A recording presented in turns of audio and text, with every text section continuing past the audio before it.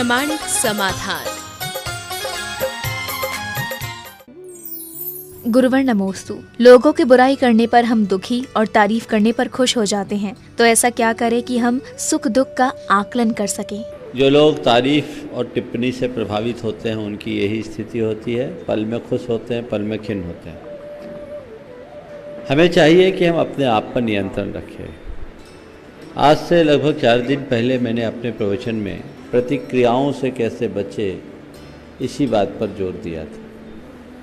हम प्रतिक्रियाएं कम करें और प्रतिक्रियाओं से प्रभावित कम हों। जो व्यक्ति अपने भावनाओं पर नियंत्रण रखने की कुछ क्षमता रखता है वो व्यक्ति कभी इस तरह से नहीं हो सकता। आपसे कोई कुछ बोले तो आप उनसे अप्रभावित रहे। अप्रभावित रहने के 4 टिप्स आज फिर से मैं आपको बता रहा हूँ। प्रथमतया इग्नोर करना सीखें। कोई भी बात हो उसे नज़रअंदाज करें, अनसुना करें। जिन बातों से हमारे चित्त में क्षोभ होता है उसको सुन करके भी अनसुना करने का अभ्यास करें। दूसरी बात, जब कभी आपके साथ इस तरह की कोई ऐसी स्थितियाँ बने जिससे आपका मन प्रभावित होता हो, मन विचलित होता हो, तो आप उसको लेकर के सकारात्मक सोचना शुरू करें। अगर आपके अंदर पॉजिटिवनेस आएगा तो आप छोटी छोटी बातों से प्रभावित नहीं होंगे। पल पल में आपके अंदर जो उथल पुथल होती है वैसी स्थिति आपके अंदर नहीं बन पाएगी। आप अपनी सहजता को मेंटेन करने में समर्थ रह सकेंगे। तीसरी बात, अगर किसी ने कुछ कहा है तो उसके अर्थ का विचार करें। यदि वो सार्थक दिखे तभी सोचे, अन्यथा उसे छोड़ दे, पकड़े नहीं। चीज़ों को पकड़ने वाले लोग बहुत बुरी तरह से प्रभावित होते हैं और उनका चित्त पल पल में विचलित हो जाता है, विक्षिप्त हो जाता है। और चौथी बात, क्षमा करने का अभ्यास बनाएं या सहन करने की आदत डालें। यदि ये बातें हमारे जीवन में आएगी तो हम ऐसी प्रतिक्रियाओं से प्रभावित नहीं होंगे और फिर चाहे जब चाहे कोई हमें हंसा नहीं सकेगा, रुला नहीं सकेगा। गुरुवर नमोस्तु। मिट्टी के घड़े में रखा जल धूप में भी ठंडा रहता है, लेकिन इंसान फ्रिज की बोतल की तरह है। जब तक धर्म रूपी फ्रिज में है तब तक ठंडा और बाहर निकालते ही गर्म हो जाता है। ऐसा क्यों है? मिट्टी का घड़ा धूप में भी ठंडा पानी देता है, पर फ्रिज की बोतल जब तक फ्रिज में है तभी तक ठंडी रहती है, बाहर नहीं। तो मैं आप सबसे यही कहता हूँ कि जिनके जीवन में कृत्रिमता होती है उनका जीवन फ्रिज के बोतल की भांति होता है, और जिनका जीवन प्राकृतिक होता है, स्वाभाविक होता है, उनके जीवन की वृत्ति मिट्टी के घड़े की तरह होती है। तो कृत्रिमता को समाप्त करें और स्वाभाविकता को अपने हृदय में उद्घाटित करने की कोशिश करें। अपने जीवन में उस स्वाभाविकता को हम लाएंगे तभी हम अपने जीवन की वास्तविक उपलब्धि कर पाएंगे। गुरुवर नमोस्तु। जिनवाड़ी को साक्षी मानकर रात्रि में विवाह मंडप में पूजन आदि की क्रियाएं कराई जाती हैं, तो ऐसा करना क्या उचित है? देखिए, रात्रि में जो विवाह है वो जैन विधि के विरुद्ध है, वो विवाह ही गलत है। हाँ, आपने मंत्र जैन विधि के बताए, पूजा जैन विधि की ये बात अलग है। इसे आप जैन विधि की पूजा कह दिए, पर मूल में ही भूल है। जैन विधि कहती कहाँ है रात में करने की? जैन विधि दिन में ही संपन्न करने की बात करती है। इसलिए कोशिश करना चाहिए हमें दिन में ही विवाह विधि संपन्न करना। लगन फेरे हमारे दिन में ही होने चाहिए। पानी ग्रहण का संस्कार दिन के उजाले में होना चाहिए। रात्रि में जो भी है वह आगम की दृष्टि से भी खराब है और धार्मिक सामाजिक दृष्टि से भी खराब। गुरुवर नमोस्तु। कोई व्यक्ति दुख से निकलने का प्रयास करता है, लेकिन समाज और रिश्तेदार उस दुख को पुनः याद कराते हैं, तो ऐसी स्थिति में उस व्यक्ति को क्या करना चाहिए? देखिए, अगर आप लोगों की बातों से प्रभावित होंगे तो ये स्थितियां हमेशा बनी रहेगी। दुनिया कभी किसी को सुखी नहीं करती और सुखी रहने भी नहीं देगी अगर आप दुनियावी बातों से प्रभावित होंगे। आपको अपने भीतर झांक कर देखने की कोशिश है हमें क्या करना है। अगर आपने अपने भीतर के अभावों को अनदेखा करते हुए अभावोन्मुखी दृष्टि हटा दी है और आप अपना सुखपूर्वक जीवन जी रहे हैं, दूसरा यदि उसकी तरफ आपका ध्यान आकर्षित भी करे तो आप उसकी ऐसी सकारात्मक व्याख्या करना शुरू कर दें ताकि लोग आपके मन पर उसका कोई विपरीत असर न पड़ सके, आप अपनी स्थिरता बना सकें। लोगों की टोका टोकी में अगर आप उसी धारा में बहना शुरू कर दोगे तो अंततः आपका वही परिणाम होगा जो दूसरों का होता है। दाम बिना निर्धन दुखी, तृष्णावश धनवान, कहीं न सुख संसार में, सब जग देखो छान। हमारा जीवन वैयक्तिक है, हमें सुख भी वैयक्तिक स्तर पर भोगना है, तो उसके लिए हमें खुद को उस तरीके से प्रिपेयर करना होगा। दूसरों की तरफ देखोगे सदैव दुखी रहो। गुरुवर नमोस्तु। भगवान महावीर स्वामी की देशना अशरण भावना पर है, लेकिन हम लोग अभिषेक पूजन आदि धार्मिक क्रियाएं करते हैं, तो इसमें इतना विरोधाभास क्यों है? अगर धर्म की गहराई में हम जाते हैं तो भगवान महावीर का एक ही संदेश, आप दीपो भव, खुद के प्रकाशक खुद बनो, और तभी तुम महावीरत्व को प्राप्त कर पाओगे।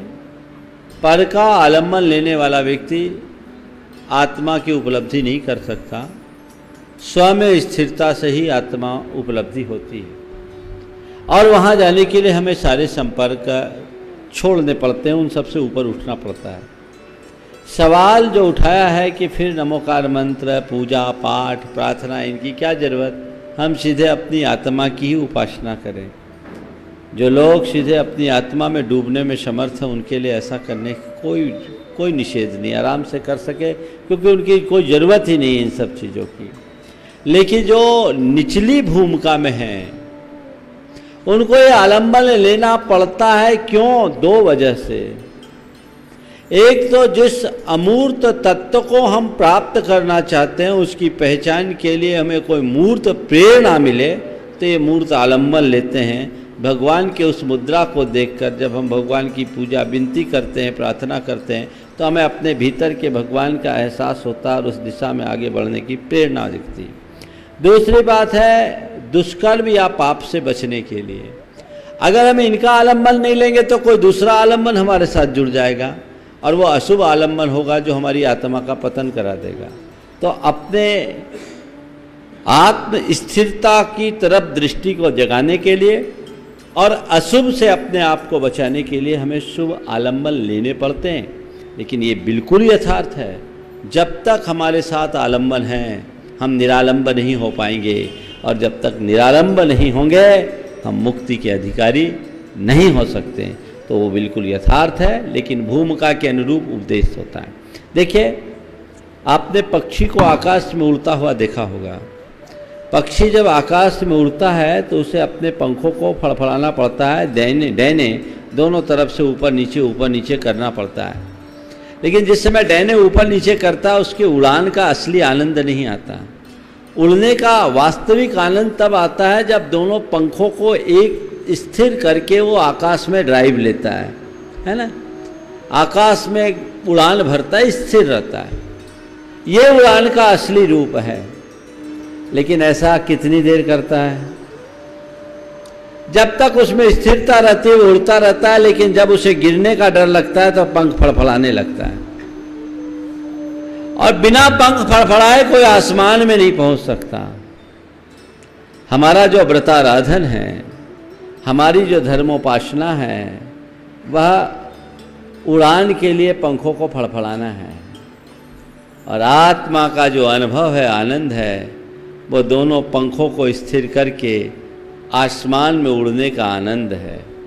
जो जितना सशक्त साधक होता है उसकी प्रवृत्ति उतनी कम होती है, और जो जितना दुर्बल होता है उसकी प्रवृत्ति उतनी अधिक होती है। बड़े पक्षियों को देखो, उनके पंख बहुत कम फड़फड़ाते। किसी चील और गिद्ध को देखो, वो ज़्यादा स्थिर ही रहता है, क्योंकि उसके पंजे बड़े हैं, एक दो बार हिलाया ख़त्म। और एक छोटी सी चिड़िया को देखो, आज चिड़िया जैसे लोग ज़्यादा हैं, गिद्ध, चील या बाज जैसे ऊंचे आसमान में लंबी उड़ान भरने वाले लोग कम। भूमिका के अनुरूप हमें अपनी क्रिया करनी होती है, और वैसा ही उपदेश। गुरुवर नमोस्तु। किसी महिला ने रात्रि भोजन त्याग का नियम लिया, लेकिन पति की व्यस्तता के चलते नियम का पालन नहीं कर पा रही है, तो उस महिला के नियम में दृढ़ता कैसे लाएं? मैं आपने दृढ़ता की बात की, टूटा तो उसमें दोष तो तुम्हारा है।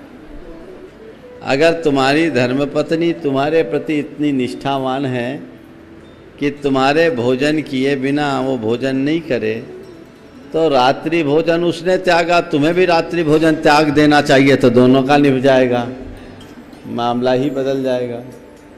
और तुम्हारे कारण वो बिना भोजन के रहती है तो तुम्हें भी उसके लिए सोचना चाहिए। और भूख लगी, नियम टूट रहा है तो ठीक नहीं। हालांकि उन्हें समझाना चाहिए कि देखो मेरी अपनी कोई व्यस्तता है, मैं नहीं आ पाता, तो मुझे मेरे तरह रहने दो, तुम एक टाइम खा के अभ्यास बनाओ। जब नियम लिया है तो निभाओ। जो व्यक्ति अपने जीवन में लिए हुए छोटे से नियम का पालन नहीं कर सकता वो अपने जीवन में कुछ भी नहीं कर सकता। तो नियमों का निर्वाह होना चाहिए, नियम का पालन करना चाहिए, उसमें स्थिरता रखना चाहिए, शिथिलता नहीं आने देनी चाहिए कि मुझे अपने नियम का निभाव करना है, नियम को निभाना है, आगे बढ़ाना है। तो जो हो गया सो हो गया, अपने नियम को तोड़िए मत, स्थिरता रखिए।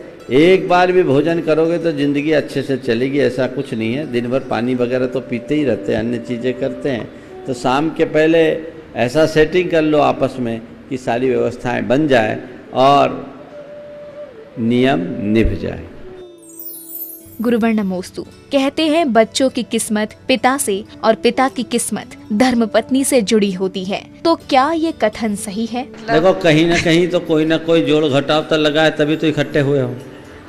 कोई तुम्हारा पति बना तो वही तुम्हारा पति क्यों बना, और कोई तुम्हारी पत्नी बनी तो वही तुम्हारी पत्नी क्यों बनी, कोई तुम्हारा पुत्र बना, तुम्हारी संतान बनी तो वही क्यों बनी। ये कोई ना कोई निमित्त नैमित्तिक संबंध तो है। हालांकि ये बात सच है कि सभी अपने अपने भाग्य का ही खाते हैं, एक दूसरे के भाग्य का कोई नहीं खाता। लेकिन हमें चाहिए कि हम निमित्त नैमित्तिक संबंध को समझे, एक दूसरे के पूरक बने, सहायक बने। कई बार एक दूसरे के साथ निमित्त नैमित्तिक संबंध बन जाता है, लोग उसका लाभ भी उठाते हैं और बात वहीं के वहीं रह भी जाती है। ऐसा मत सोचना कि हम एक दूसरे के भाग्य के साथ जुड़े हैं तो एक दूसरे के भाग्य का भी खाते हैं। शेयर तो सबका अपना अपना अलग ही होता। गुरुवर नमोस्तु आजकल वर्तमान में पैसे की बाहुल्यता बहुत है, लेकिन उस धन संग्रह में हम सदगति को कैसे प्राप्त करें? देखिए, धन का संग्रह बुरा नहीं है, परिग्रह बुरा है। संग्रह और परिग्रह में अंतर है। संग्रह यानी उसको आपने एकत्रित किया पर उसमें उतनी प्रगाढ़ आसक्ति नहीं रखी तो वो संग्रह है। और धन एकत्रित करने के बाद उसमें आपकी आसक्ति है तो वो परिग्रह है। परिग्रह दुर्गति का कारण बनता है, संग्रह नहीं। अपितु जिनने धन संग्रह किया वे उसका सदुपयोग करें तो उसके बदौलत अनेक लोगों का कल्याण भी करते हैं, लोकोपकार के कार्य भी करते हैं। हमारी समाज में अनेक धनाढ्य लोग हुए हैं जिन्होंने लोकोपकारी कार्य किया है और समाज के लिए आदर्श बने हैं। तो ऐसा सोच करके कि जिनके पास ज़्यादा धन है वो सब दुर्गति के पात्र ही बनेंगे, ये कथन ठीक नहीं है। हमारे समाज के धनी मानी लोगों ने समाज और संस्कृति के कल्याण के लिए जो कार्य किए हैं उसके बल पर उनने अपना उत्कर्ष किया है। वे परिग्रही नहीं रहे, संग्रही रहे। वो धन का अपने पास रखने के बाद भी स्वयं को धन का स्वामी नहीं माना, अपने अंदर स्वामित्व का भाव नहीं रखा, अपितु मैनेजर की तरह रहे। तो जो इस बुद्धि के साथ रहता है वो विपुल धन का स्वामी होने के बाद भी परिग्रही नहीं कहला सकता। गुरुवर नमोस्तु आजकल विद्वान लोग रमोकार मंत्र को कॉपी आदि में लिखने में दोष मानते हैं, तो क्या लिखने में कोई दोष लगता है? देखिए, अब जिनने भी लिखने का निषेध किया है पता नहीं उनका क्या दृष्टिकोण, पर अगर ऐसा देखें तो फिर हमारे आचार्यों ने शास्त्र क्यों लिखा? सबसे पहले तो आचार्य पुष्पदंत भूतबली ने नमोकार मंत्र लिखा था। उनने जो लिखा उनमें कितने ताड़पत्रों में दीमक लग गए होंगे, हमारे कितने शास्त्र जल गए, जला दिए गए। क्या उनने अपराध किया? शास्त्र लेखन करना क्या पाप है? फिर नमोकार मंत्र लिखना कैसे पाप है? जो व्यक्ति भी ये बात करते हैं, मुझे उनकी बुद्धि समझ से परे है। अरे ये तो हमारे शुभोपयोग का एक अनुष्ठान है। विनय पूर्वक लिखिए, विवेक पूर्वक लिखिए, विशुद्धि के साथ लिखिए और लिखने के बाद उसका बहुमान कीजिए। ये त्रियोग शुद्धि का आधार है, मन वचन काया तीनों की शुद्धि होती। और मैंने पाया कि इसके लेखन से लोगों के जीवन में 4th स्टेज का कैंसर भी था, उससे भी छुटकारा मिला। मन वचन काय तीनों की एकाग्रता जब होगी तभी आपके कर्म कटेंगे। तो नमोकार मंत्र यदि आप लेखन करते हैं तो लेखन जिस किसी कागज पर मत कीजिए, अच्छी रजिस्टर पर करिए। मैं हमेशा कहता हूं जिस पर आप खाता बही करते हैं वो वाला रजिस्टर रखिए, जिल्द बंद रखिए, वाटरप्रूफ इंक से लिखिए और लिख कर के उसे जिनवानी की भांति घर में रखिए। पॉजिटिव एनर्जी देगा। छोटे अक्षरों में लिखिए ताकि कागज का इस्तेमाल कम से कम हो, वॉल्यूम ज़्यादा ना बढ़े और आप सुरक्षित रखिए। जो लोग ये तर्क दे रहे हैं वो तर्क ठीक नहीं है। हम उसको जला रहे हैं, पानी में बहा रहे हैं, ऐसा कुछ नहीं है। और आजकल तो सब चीज़ की रिसाइकलिंग होती है। बहुत सारे लोग हैं जो इस तरह की व्यवस्थाएं करते हैं जिसमें अभिनय से बचा जाता है। ध्यान रखना, प्रतिज्ञापूर्वक अभिनय करने में पाप है, नहीं तो फिर ब्लैक बोर्ड में नमोकार मंत्र लिखना भी पाप हो जाएगा।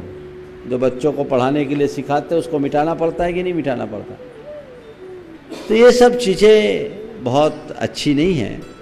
हर क्रिया के पीछे हमारा इंटेंशन क्या ये है, समझ गए, भाव क्या है, ये हमें देखना चाहिए।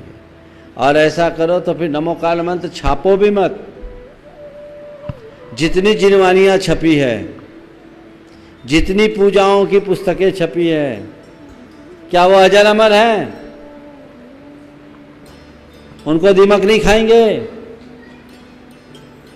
उनको कभी अग्नि नहीं जलाएगी? क्या कभी उनका विसर्जन करने की नौबत नहीं आएगी? ये सब बुद्धि का आजीरण है। हमें इन बातों से प्रभावित नहीं होना चाहिए। गुरुवर नमोस्तु। भगवान का अभिषेक करते समय थाली में श्रीकार और 4 कलशों की ही स्थापना क्यों करते हैं? बहुत अच्छा सवाल है। श्रीकार क्यों बनाया जाए? देखिए, श्री लक्ष्मी केवल ज्ञान का प्रतीक है। भगवान अनंत श्री से विभूषित हैं, यानी कैवल्य रूप अनंत लक्ष्मी से विभूषित है। भगवान के उस वैभव की स्थापना वहाँ की जाती है। श्री समृद्धि, लक्ष्मी और कैवल्य का द्योतक है, इसलिए वो बनाते हैं। 4 कलश ही क्यों लगाए जाते हैं? 4 दिशा है, उस हिसाब से 4 कलश। 4 कलश का मतलब हम 4 हाथ से काम करेंगे। महाराज, हाथ तो हमारे पास 2 ही हैं, 4 हाथ से काम करेंगे मतलब 2 बाहर के हाथ और 2 भीतर के हाथ, यानी पूरी मन प्राण से भगवान का अभिषेक करेंगे। इसलिए 4 कलश रखे जाते हैं, समझ गए? पूरा मन लगा करके करेंगे। इसलिए अभिषेक करते समय आपने देखा होगा, एक हाथ से भी जो कलश रखते तो दूसरा हाथ लगा रहे हैं, ऐसे लगाते हैं ना आप। क्यों? मैं अपने आप को पूरी तरह समर्पित करके अभिषेक की क्रिया कर रहा हूं। ये दृष्टि। गुरुवर नमोस्तु। हमारी पवित्रता और विशुद्धि एक भावनात्मक परिणति है, तो हम अपने अंदर की विशुद्धि के पैरामीटर को कैसे मापें? हम अपनी विशुद्धि को कैसे मापें? देखिए, विशुद्धि को मापने के लिए एक छोटी सी बात करते हैं। हमारे मन की सहजता यदि खंडित हो रही है तो समझना हमारी विशुद्धि बाधित हो रही है। सहज बने रहें, प्रसन्न बने रहें, अहोभाव में डूबे रहें, ये विशुद्धि है। असहजता है, खिन्नता है, आकुलता है या मन विकारग्रस्त हो रहा है तो समझना हम संक्लेश में जी रहे हैं।